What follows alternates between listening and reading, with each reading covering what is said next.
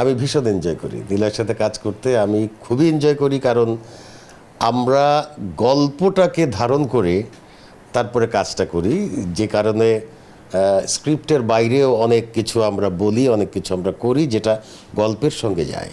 বাবার বাইরে টানবে না কেন? আমি যখন এখানে নিজেকে একজন অভিনয় শিল্পী পরিচয় দিয়ে এসেছি, তার মানে হচ্ছে আমি যে কোনো চরিত্র করার জন্যেই আমি প্রস্তুত।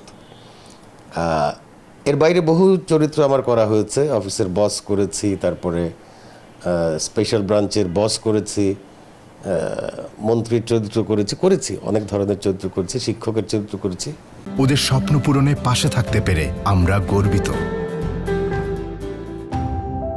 ভিলেন চরিত্র আমি করেছি, সেরকম মারদাঙ্গা হয়তো করিনি।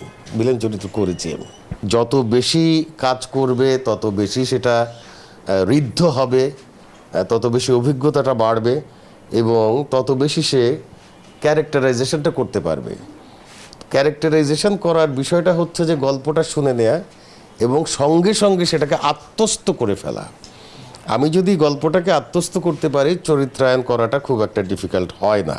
এই যে আপনি বাবার চরিত্রে দীর্ঘদিন অভিনয় করছেন, আসলে আমাদের দেশে এই ক্যারেক্টারটা কতটুকু মূল্যায়ন হয়, বা এই সময়কার এই দর্শকরা বা পরিচালকরাই বা কতটুকু গুরুত্ব দিয়ে থাকেন এই সমস্যা? আমি মনে করি যে দর্শকদের ভেতরে এর গুরুত্বটা অনেক। দর্শকরা এগুলোর রেসপন্সটা খুব ভালো দেয়।